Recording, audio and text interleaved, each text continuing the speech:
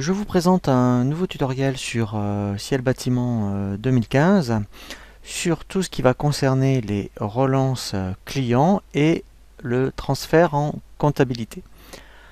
La première chose qu'il faut bien penser à avoir créé pour que effectivement vos lettres de relance se déclenchent bien, c'est effectivement tous les modes de règlement.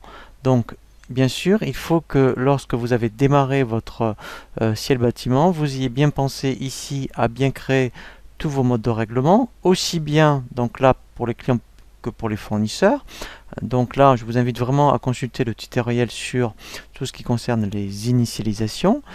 Ensuite, après, effectivement, lorsque vous créez donc vos fiches clients, eh bien, il faut bien ensuite effectivement affecter les modes de règlement directement dans la fiche client. Voilà, donc ici. Et après, effectivement, en fonction des modes de règlement, lorsque vous avez fait vos factures, dans le menu comptabilité, ici, donc relance client, ou directement ici, vous voyez, dans, je dirais, mon bureau, vous avez directement l'icône relancer mes clients. Donc là, effectivement, lorsqu'on fait relancer mes clients, donc là, je vais demander tous les clients, quel que soit le mode de paiement, par exemple, à la date d'aujourd'hui. Alors, ça peut être soit des rééditions de relance ou des relances automatiques. Et ici, vous pouvez soit faire ce qu'on appelle des lettres de relance ou avoir un listing client. Donc là, je vais laisser, admettons, relance client. Alors, je vais prendre par mail parce que, en fait, effectivement, ce qui est un petit peu embêtant, c'est qu'il n'y a pas d'aperçu avant impression. Donc, si vous voyez, si vous prenez donc imprimante, il va vraiment faire ce qu'on appelle une édition automatique. Donc, moi, je vais prendre email pour pas qu'il me génère d'impression. Je vais dire là que c'est ma première relance. Là, je vais donc cliquer sur valider. Voilà. Donc là, admettons, vous voyez, il me dit voilà tous les clients qui sont relancés, c'est bien mon premier niveau de relance. Donc moi ce que je vais faire, je vais donc sélectionner que celui-là, comme ça moi j'aurai qu'un seul mail, voilà, parce que si vous mettez tout, en fait directement quand on va faire valider, il va vous générer 6 mails par exemple. Donc il faut faire attention. Donc là je vais mettre que oui que pour celui-là. Là, je veux bien choisir le niveau de relance 1. Et là, tout simplement, quand je vais faire valider, voilà, il va me générer, voilà, la messagerie automatique avec une pièce jointe de la lettre de relance. Donc là, je vais attendre qu'il termine. Voilà, donc là, voilà, vous voyez, ça se présente comme ça. Donc là, directement, donc d'où l'intérêt aussi de bien mettre l'email dans la fiche client. Et là, en pièce jointe, j'ai bien, vous voyez, donc là, je vais l'ouvrir, mon courrier en PDF.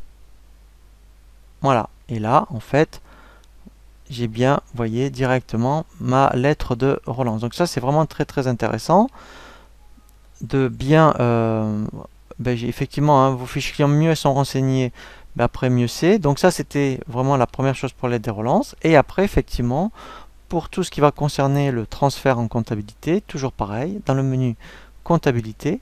Donc là, je prends l'option transfert en comptabilité. Donc là, je vais faire exprès hein, pour qu'au moins je sois sûr d'avoir des factures. Moi, je vais prendre, mettons, jusqu'en 2015, par exemple. Mais là, vous pourrez le faire tous les mois, hein, du 1er janvier 2015 au 31 janvier 2015.